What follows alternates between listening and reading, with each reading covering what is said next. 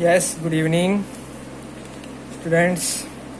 सबसे पहले तो आप लोगों को बधाई कि आप लोग अगली क्लास में प्रमोट हो चुके हैं और इस वायरस की वजह से जो हमारी पढ़ाई में व्यवधान आया है उसको दूर करने का हम प्रयास कर रहे हैं कि आप लोगों को पढ़ाई का नुकसान नहीं हो। देखिए, उच्चारण स्थान के मैंने एक दो चीज़ें आपके डाली है, अपलोड की है, और उच्चारण स्थान से संबंधित मैं कुछ चीज़ बता देता हूँ आपको। वर्णों, मात्राओं या ध्वनि को जब हम उच्चारित करते हैं तो मुख के जिस भाग से वह उच्चारित होती है, हमारे मुख की जो हवा है, श्वास है, उस श्वास के टकराने से जो आवाज़ उत्पन्न होती है वो जिस स्थान से टकरा करके उत्पन्न होती है तो वह स्थान जो होता है वो उस वर्ण का उच्चारित स्थान हो जाता है। ठीक है, तो अलग अलग स्थान होते हैं, जैसे कंठ है, तालु है, मूर्धा है, दंत है, ओष्ठ है, नासिका है। तो इन सब से जो हमारी श्वास है, वायु है मुख की, वो उससे टकरा करके जो ध्वनि उत्पन्न होती है, अलग अलग वर्ण जो आवाज़ निकलती है वो उच्चारित स्थान होते हैं। ठीक है, मुख्य रूप से 10-11 ये स्थान होते हैं।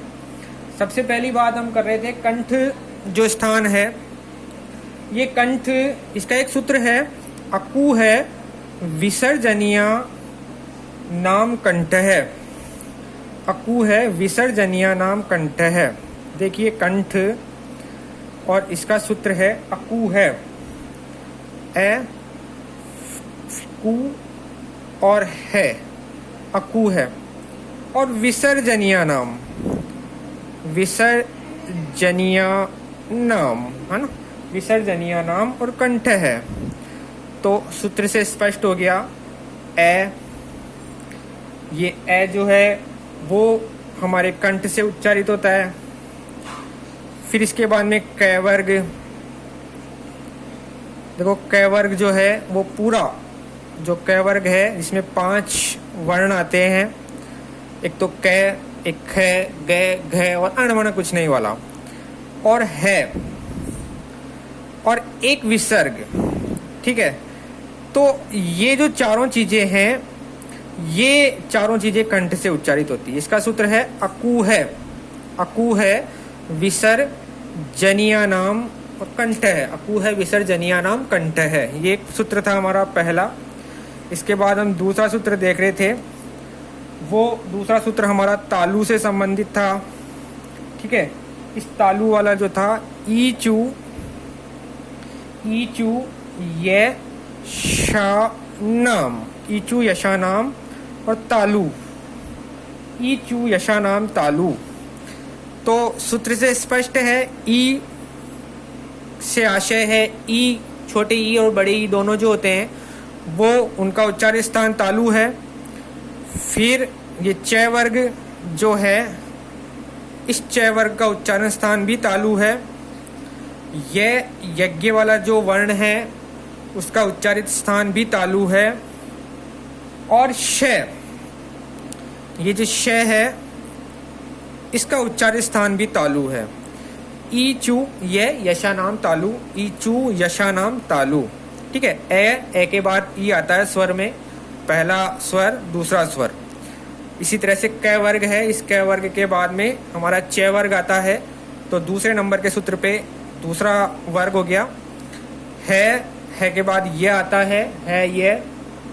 ठीक है, विसर्ग और श, ये हम याद रखें, ई चू ये शानाम तालु, ये हमारा तालु का सूत्र है। इसके बाद तीसरा जो है हमारा, तीसरा है मूर्धा। देखिए मूर्धा, ठीक है, मूर्धा जो है री टू रसाणाम, रसाणाम मूर्धा, री टू रसाणाम मूर्धा। तो सूत्र से स्पष्ट है, री ऋषि, संस्कृत में 2 ऋषि होते हैं, छोटा ऋषि और बड़ा री ऋषि। ठीक है, तो दोनों ही तरह के ऋषि। फिर ट वर्ग पूरा, इसमें 5 वर्ण आते हैं।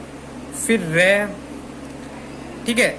और षटकोण वाला जो होता है, इन षटकोण वाले का जो उच्चारण स्थान होता है वो मूर्धा होता है, ठीक है। ये तीसरे नंबर का सूत्र है। पहले नंबर पे क वर्ग है, दूसरे नंबर पे च वर्ग है, तीसरे सूत्र में तीसरे नंबर का वर्ग ट वर्ग हो गया, ठीक है। ऋतु रसाणाम मूर्धा। इसी तरह से जो चौथा सूत्र है हमारा, चौथा सूत्र दंत से संबंधित है, ठीक है।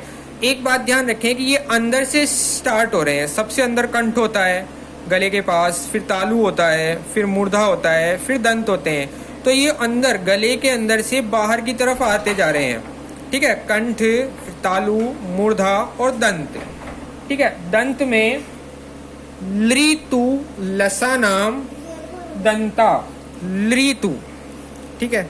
लृ संस्कृत का एक स्वर है, लृ मूल स्वर में माना जाता है। ये संस्कृत का एक स्वर है, ये मूल स्वर में माना जाता है, लृ। इसी तरह से तु, लृतु लसानाम, लृतु लसानाम और दंतः, लृतु लसानाम दंतः। तो लृ ये एक ही होता है, मूल स्वर है और एक ही होता है। री छोटे और बड़े दीर्घ और ह्रस्व दो होते हैं, ई ह्रस्व और दीर्घ दो होते हैं, ए बी ए और आ ह्रस्व और दीर्घ दो होते हैं, लेकिन लृ सिंगल होता है, अकेला होता है, लृ। फिर इसके बाद में त वर्ग, फिर ले और से सपेरा वाला जो होता है, इन सब का उच्चारण स्थान जो होता है वो दंता मीन्स दांत होते हैं। जब हम बोलते हैं तो दांतों से हमारी वायु टकराती है और उससे ये जो वर्ण है ये उच्चारित होते हैं, ठीक है। लृतु लसानाम दंतः, ये इसका सूत्र हो गया। इसके बाद पांचवें नंबर का सूत्र है ओष्ठ से संबंधित। होठ जो होते हैं हमारे उससे संबंधित है ओष्ठ। ऊपू पद्मानिया नाम ओष्टो, ऊ फिर पू, ऊपू और इसके बाद में देखिए पद्मा निया नाम, ऊपू पद्मानिया नाम मोष्टो नाम, और इसको ओष्टो इस तरह से हम लिख सकते हैं। अगर ये ओ इसमें मिलाएंगे तो मोष्टो हो जाएगा, ठीक है। तो ऊपू पद्मानिया मोष्टो या ओष्टो, ऊ से दोनों तरह के ऊ आ गए। और इसके बाद प वर्ग है, फिर ऊपू पद्मानिया नाम, और ये कुछ वर्ण होते हैं पद्मानीय जो वर्ण होते हैं, ठीक है, जो उनको हम बोलते हैं पद्मा नीय वर्ण, ठीक है। पद्मानीय वर्ण जो होते हैं इनका उच्चारण स्थान जो होता है वो ओष्ठ होते हैं। ऊपू पद्मानिया नाम मोष्टो, ठीक है। इनके उच्चारण स्थान होठ होते हैं। इसके बाद 6 नंबर का सूत्र है नासिका। देखिए सीधी सी बात है, नासिका से संबंधित हम बात याद रखेंगे कि जितने भी पंचमा अक्षर होते हैं, जो क वर्ग है उसका लास्ट वाला जो 5वां अक्षर है पंचमा अक्षर, इसी तरह से फिर दूसरे नंबर का च वर्ग है, इसका 5वां अक्षर, ट वर्ग का 5वां अक्षर, त वर्ग का 5वां अक्षर और प वर्ग का लास्ट वाला 5वां अक्षर, ये पांचों जो अक्षर होते हैं ये नासिका से उच्चारित होते हैं। तो आप इनको लिख सकते हैं। सबसे पहले ये पंचमा अक्षर होता है, फिर देखिए नाम नासिका, नासिका च, ठीक है।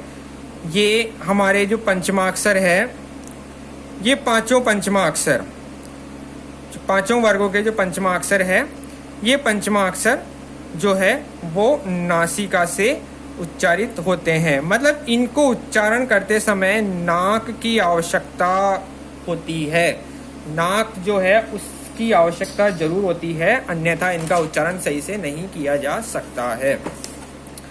इसके बाद देखिए आप, इसके बाद 7 नंबर का जो सूत्र है वो हमारा है कंठ तालु।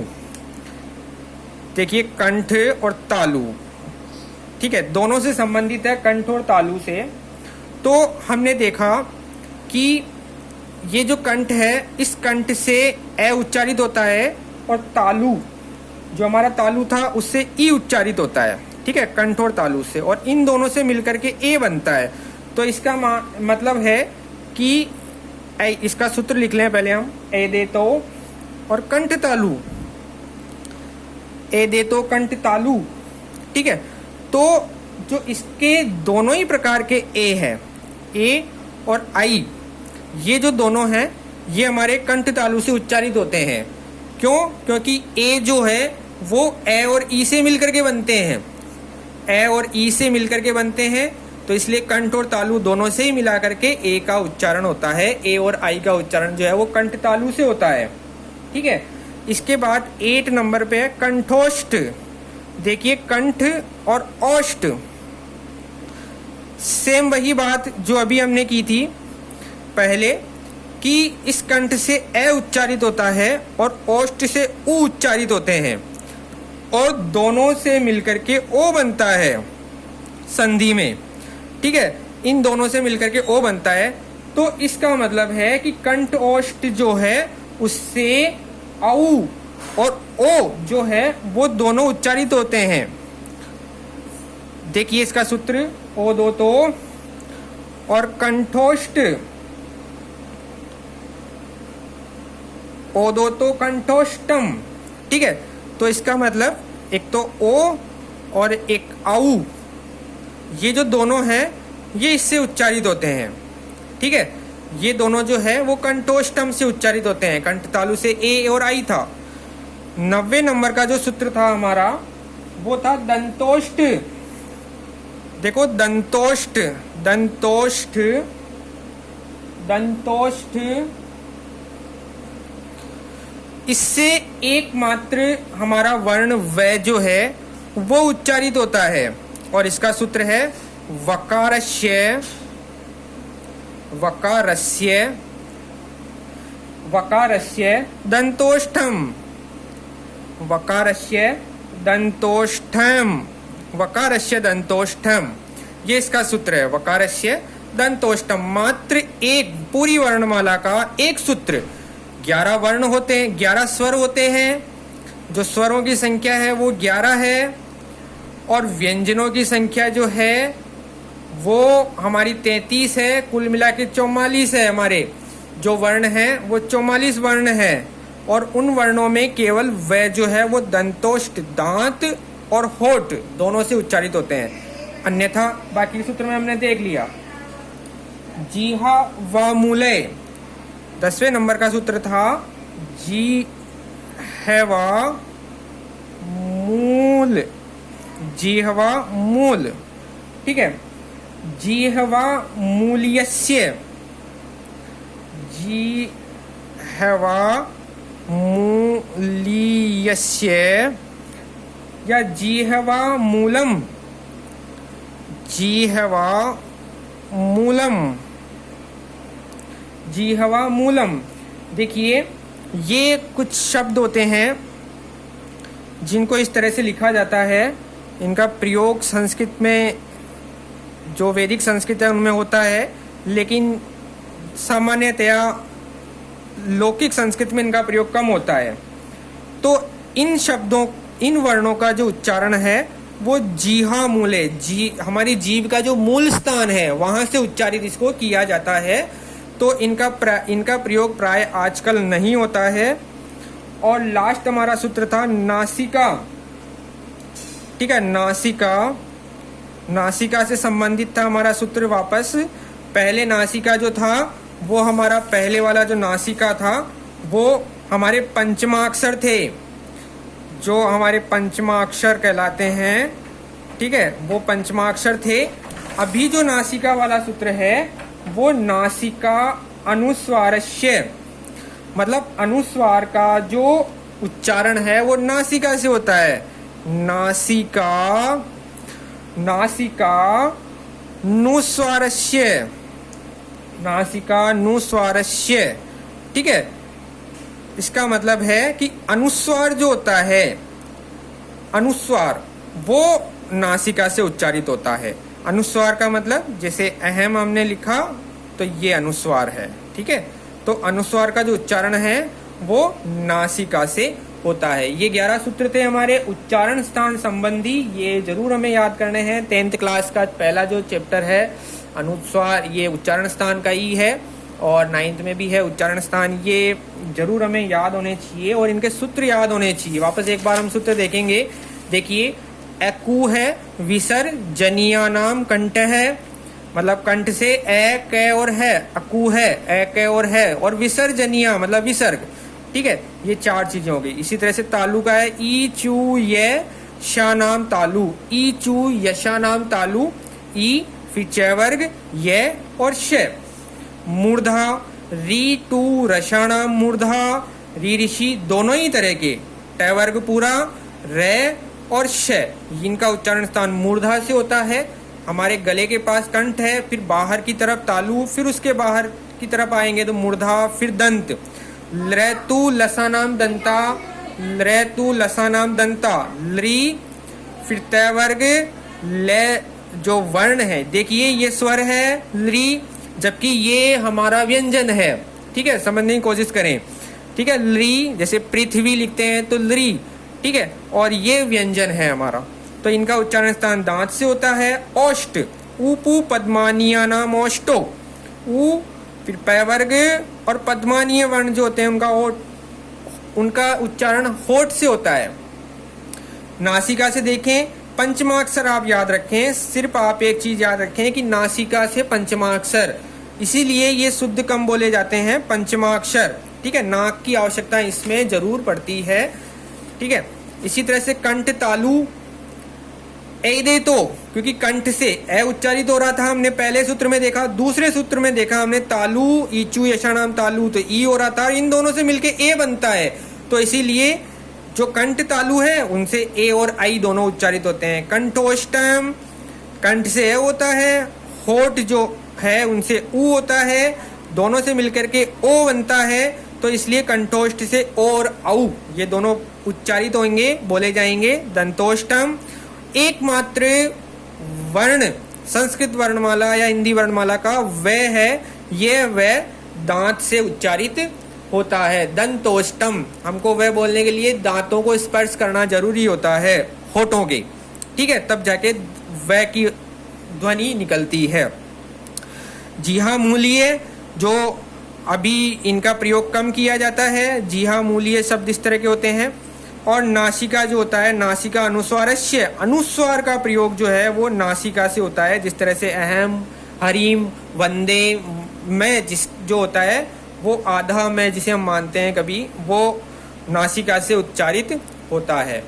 देखिए, ये वीडियो डेली आपको अवेलेबल करा दी जाएगी बना करके, और आप लोग को अगर कोई डाउट हो किसी भी प्रकार का, तो आप फोन करके पर्सनली किसी बात को पूछ सकते हैं, आप किसी भी जानकारी को हमसे प्राप्त कर सकते हैं।